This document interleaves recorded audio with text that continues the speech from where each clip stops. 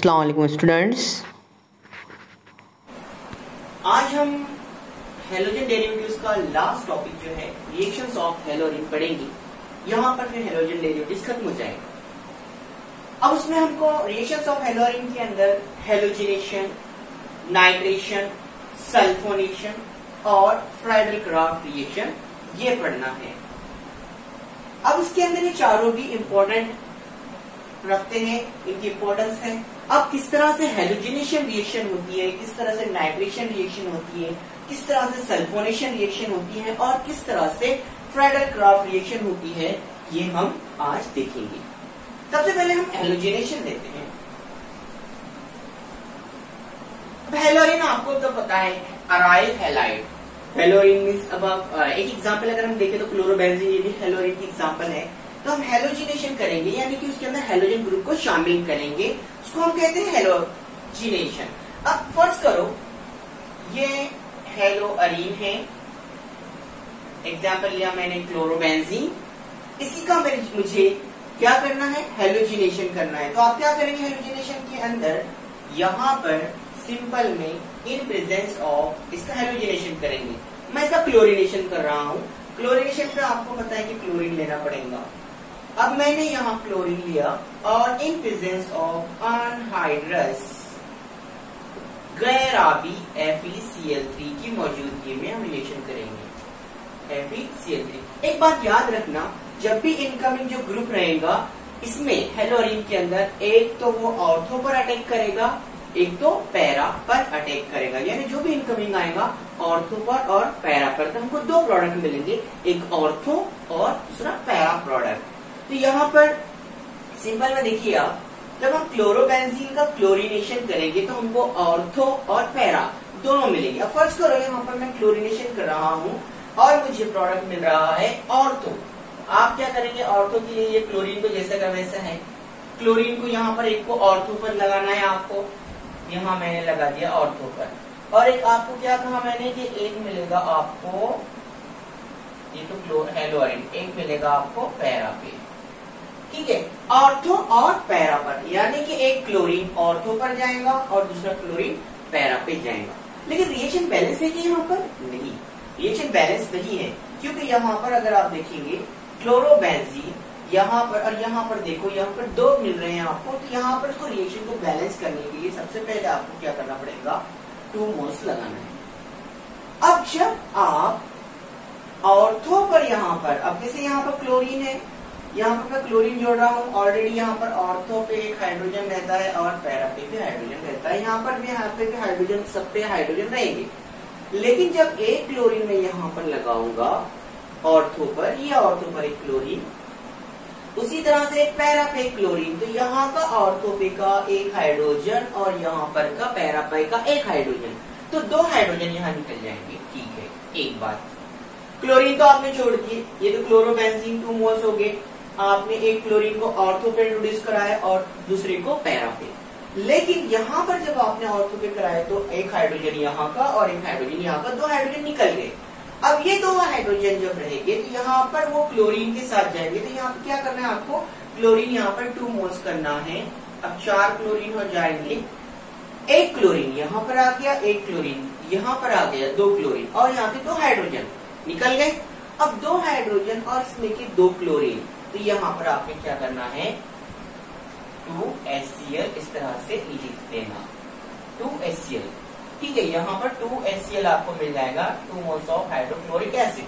अब याद रखना इसका नाम अपने पहले हमने पढ़ चुके हैं कि इसका नाम कैसे देना है, ऑर्थो डाइक्लोरोबेंजीन, पैरा डाइक्लोरोबेंजीन। ये जो मिलेगा आपको ऑर्थो पर है, ऑर्थो 1-2 पोजीशन आपको मालूम है, 1-2 डाइक्लोरोबेंजीन आपको पता है, हमने पढ़े हैं।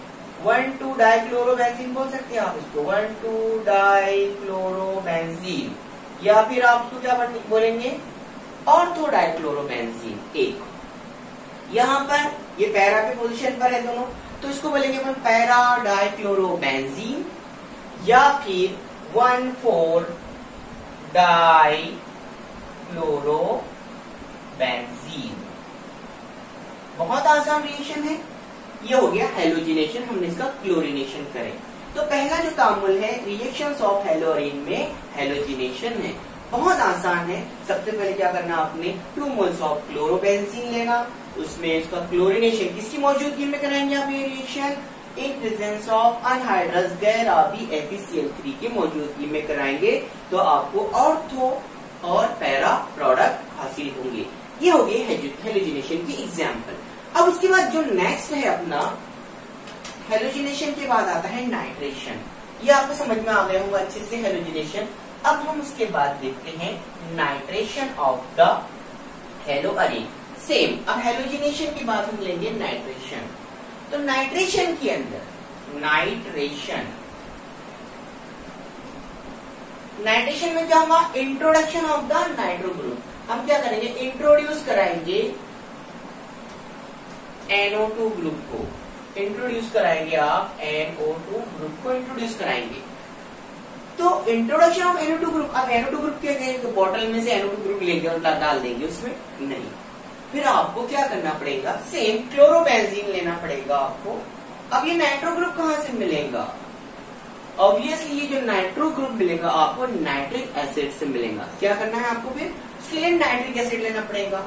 नाइट्रिक एसिड मतलब HNO3, और ये भी मुर्तकिज लेना पड़ेगा, यानी खालिस, इसमें कोई पानी वगैरह नहीं मिलाना है आपको, मुर्तकिज नाइट्रिक एसिड लेना है।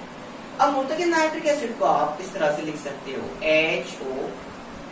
HONO2। मैंने क्यों लिखा यहाँ पे, क्योंकि NO2 ग्रुप को आपको इंट्रोड्यूस कराना है। अब यहाँ का OH, अब देख लो यहाँ पे किस तरह से रिएक्शन होती है। ये मुर्तकिज है, यहाँ पे आपको कॉन्सेंट्रेटेड लिख सकते हो, कॉन्सेंट्रेटेड नाइट्रिक एसिड। मैंने नाइट्रिक एसिड को इस तरह से लिखा हो। सेम यहाँ पर क्या होगा, नाइट्रो ग्रुप एक कहाँ जाएगा, ऑर्थो पर, और एक नाइट्रो ग्रुप पैरा पे। तो आपको सिंपल में इसको क्या करना है, 2 मोल्स लिख देना है। अब यहाँ पर एक बात और याद रखनी है आपको, यहाँ पर आपको कॉन्सेंट्रेटेड सल्फ्यूरिक एसिड भी लेना है, सल्फ्यूरिक एसिड कॉन्सेंट्रेटेड। और एक बात और याद रखना, कॉन्सेंट्रेटेड नाइट्रिक एसिड और कॉन्सेंट्रेटेड सल्फ्यूरिक एसिड, ये दोनों का आमेजा कहलाता है नाइट्रेटिंग आमेजा। पूछ सकते हैं आपको नीट के अंदर भी कि नाइट्रेटिंग आमेजा क्या है, कॉन्सेंट्रेटेड नाइट्रिक एसिड और कॉन्सेंट्रेटेड सल्फ्यूरिक एसिड का आमेजा है। अब यहाँ पे आपको क्या करना है, 2 मोल्स तो आपने क्लोरोबेंजीन ले लिए। अब यहाँ पर मैं भी लिख रहा हूँ क्लोरोबेंजीन। तो आपको मैंने पहले कहा हूँ कि एक ऑर्थो पर और दूसरा स्ट्रक्चर बराबर निकालते आना चाहिए। आपको भी स्ट्रक्चर बराबर होना, बॉन्डिंग बराबर होना चाहिए। अब देखो यहाँ पर NO2 ग्रुप एक ऑर्थो पर और एक पैरा पे, तो NO2 ग्रुप तो यहाँ पे एक ही है। फिर आपको बैलेंस करने के लिए इसको भी 2 मोल्स करना है। अब यहाँ पर 2 मोल्स ऑफ NO2, अब ये OH भी 2 मोल्स है। अब क्या होगा, सिंपल में यहाँ का NO2, अब यहाँ पर आप क्या करेंगे, NO2 एक लग जाएगा NO2 ऑर्थो पर, NO2, और एक पैरा पे लग जाएगा। ठीक है, अब यहाँ पर NO2 ऑर्थो पर और एक पैरा पर। अब फिर क्या बचा, यहाँ पर NO2 लग गए 2, एक ऑर्थो पे आ गया, एक पैरा पे। OH कितने यहाँ पे, 2H। और एक बात याद रखना है, जब आपने यहाँ पर अटैच किया तो यहाँ का एक हाइड्रोजन और यहाँ का एक हाइड्रोजन, कितने हाइड्रोजन, 2 हाइड्रोजन उसमें के और 2 OH, ये 2 हाइड्रोजन और 2 OH, तो क्या मिल जाएगा, देखो आपको H2O, कितने मोल्स, 2 मोल्स यहाँ पर आपको H2O के मिल जाएंगे। बहुत आसान रिएक्शन है नाइट्रेशन, किसका, क्लोरोबेंजीन का नाइट्रेशन अमल। ठीक है, तो नाइट्रेशन अमल क्या करेंगे आप, नाइट्रिक एसिड लेंगे तो आपको ऑर्थो प्रोडक्ट और पैरा प्रोडक्ट हासिल होगा। एक बात तो ये होगी अपनी कि इसके पहले हमने हेलोजिनेशन देखी, अब उसके बाद हमने नाइट्रेशन देखी। तो आपको यहाँ पर एक ऑर्थो प्रोडक्ट और एक पैरा प्रोडक्ट हासिल होगा। इसके बाद हम जो देखेंगे नेक्स्ट रिएक्शन है सल्फोनेशन की। अब यहाँ पर सल्फोनेशन कैसा होता है वो भी देखेंगे। ठीक है, समझ में आ गया आपके। सल्फोनेशन में भी बहुत आसान रिएक्शन है सल्फोनेशन की, समझना मेन है आपको। अब यहाँ पे सल्फोनेशन,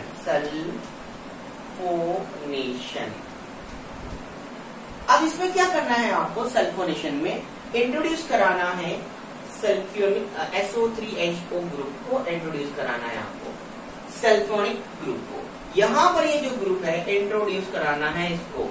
अब ये ग्रुप कहाँ से हासिल होगा, SO3H ग्रुप कहाँ से हासिल होगा, सिंपल में ये हासिल होगा सल्फ्यूरिक एसिड से। तो सल्फोनेशन के अंदर क्या होता है, हम इंट्रोड्यूस कराते हैं सल्फोनिक ग्रुप को। तो किस तरह से हम उसको इंट्रोड्यूस कराते हैं देखेंगे। सेम लेना है आपको यहाँ पर वही क्लोरोबेंजीन, उसमें आपको क्या करना है, सल्फ्यूरिक एसिड मिलाना है, concentrated sulphuric acid. Sulphuric acid का आपको मालूम है फॉर्मूला क्या है, H2SO4। ठीक है, अब मैं H2SO4 को इस तरह से लिखता हूँ, HOSO3H। देखो मतलब H2SO4 है कि नहीं, H2SO4। ये आपको लेना है मुर्तकिज सल्फ्यूरिक एसिड। आपको क्या करना है, हीट देना है। सेम रिएक्शन, क्लोरोबेंजीन का तामुल सल्फ्यूरिक एसिड से।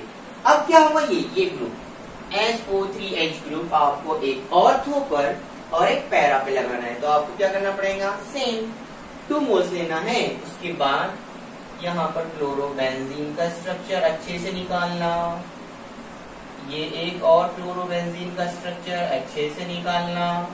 आप बॉन्डिंग बराबर नहीं देते हो, बॉन्डिंग बराबर देते आना चाहिए। अब उसके बाद क्या करना है आपको, ये ग्रुप को ये कराना है, OH ग्रुप नहीं, इसको ब्रेक करे हमने। अब यहाँ का SO3H ग्रुप एक, तो यहाँ पर इसको 2 होना चाहिए अपने को, तो यहाँ पे आप 2 मोल्स कर देंगे, एक हो जाएगा यहाँ पर SO3H और दूसरा SO3H यहाँ पर। ठीक है, एक ऑर्थो और एक पैरा। अब यहाँ के इसमें के 2 OH और यहाँ का एक H और एक H। जी हाँ, आपको 2 मोल्स H2O के मिलेंगे। अब यहाँ पर इसका नाम क्या है, ये ऑर्थो हो गया और ये पैरा हो गया। और इसका IPC नाम भी बहुत आसान है। यहाँ पर एक काम करना आपने, नंबरिंग इस तरह से करना, कार्बन नंबर 1, कार्बन नंबर 2। ये बड़ा ग्रुप है, जो बड़ा ग्रुप रहता है प्रेफरेंस के हिसाब से हम इसको प्रेफरेंस देंगे, कार्बन नंबर 1 इसको कार्बन नंबर 2। यहाँ पर भी ये carbon number 1, number 2, number 3, number 4, ये नंबर 4 कर दिए हम। अब इसका नाम कैसे लिखेंगे आप, अगर IPC नाम लिखना है तो ये तो ऑर्थो तो H, ठीक है, और ये पैरा। तो अब IPC नेम में हम इसको लिखेंगे 2 क्लोरो, ये हो गया benzene sulphonic acid, benzene sulphonic,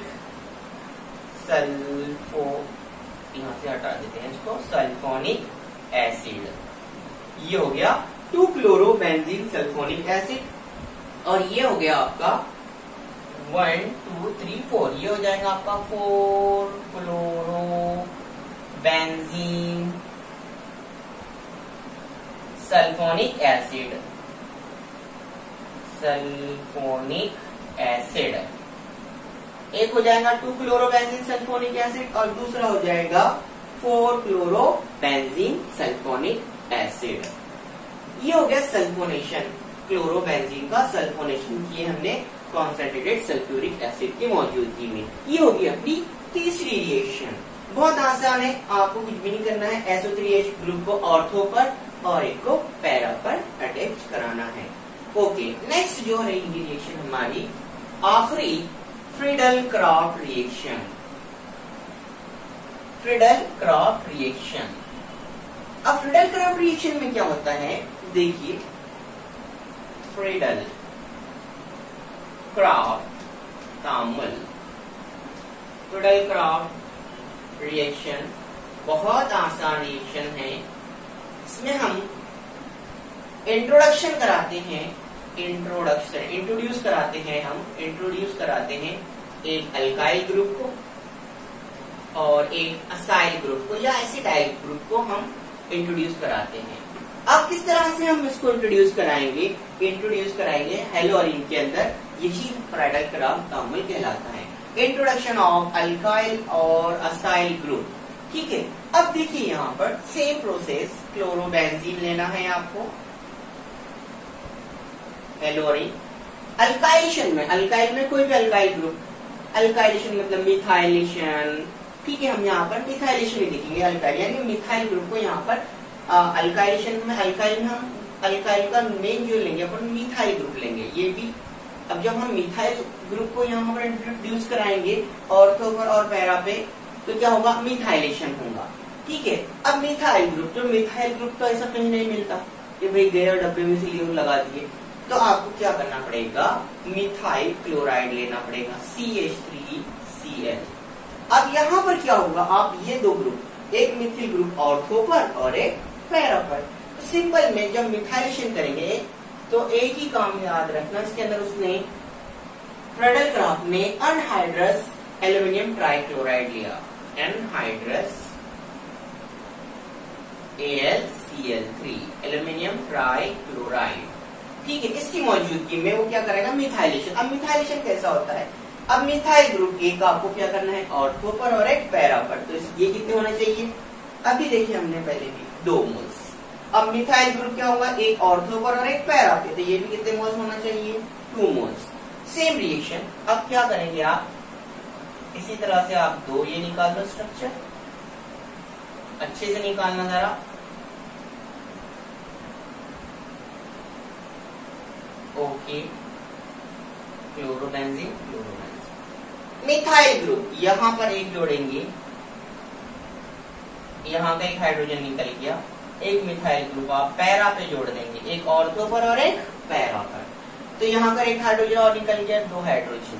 okay, एक ऑर्थो पर आपने मिथाइल ग्रुप को अटैच कराया और एक पैरा पर, और 2 हाइड्रोजन निकल गया, और इसमें के 2 क्लोरीन, इस तरह से 2HCl हमको मिलेगा। ठीक है, अब इसका नाम क्या है, इसका नाम देखो यहाँ पर बहुत आसान है, ये है ऑर्थो क्लोरो, ऑर्थो पे क्लोरीन, ऑर्थो क्लोरो टोल्यून, इसको बोलेंगे हम ऑर्थो क्लोरो टोल्यून, और इसको बोलेंगे हम पैरा क्लोरो टोल्यून। तो आपको जब आप अल्काइलेशन करेंगे उसमें भी मिथाइलेशन, तो आपको ऑर्थोक्लोरोटोल्यून और पैराक्लोरोटोल्यून मिलेगा। इसी तामल को हम बोलते हैं फ्रीडल क्राफ्ट रिएक्शन। हमने अल्काइल ग्रुप में मिथाइल ग्रुप का इंट्रोडक्शन कराया, ये बहुत आसान रिएक्शन है। अब इसके बाद जो है नेक्स्ट जो है, अब असाइल ग्रुप भी हम ले सकते हैं सेम। अब यहाँ पर असाइल ग्रुप किसको बोलते हैं, ये बात याद रखना आपने कि CH3CO ये ग्रुप जो है असाइल ग्रुप कहलाता है, एसिटाइल ग्रुप या फिर असाइल ग्रुप, असाइलेशन। ठीक है, असाइल CH3CO ग्रुप को हम बोलते हैं असाइल ग्रुप। अब ये असाइल ग्रुप को हमको इंट्रोड्यूस कराना है।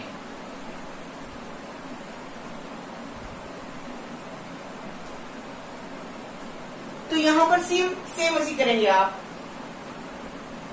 क्लोरोबेंजीन, उसमें क्या करेंगे आप, असाइल ग्रुप CH3CO,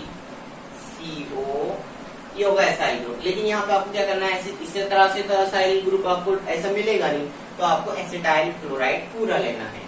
तो अब क्या होगा, ये acyl group CHCO CH3 group आपको कहाँ कराना है, एक अटैच ऑर्थो पर और एक पैरा पे। तो यहाँ पर सेम 2 मोल्स ले लेना है। सेम रिएक्शन यहाँ पर वही कंडीशन अप्लाई, अनहाइड्रस AlCl3।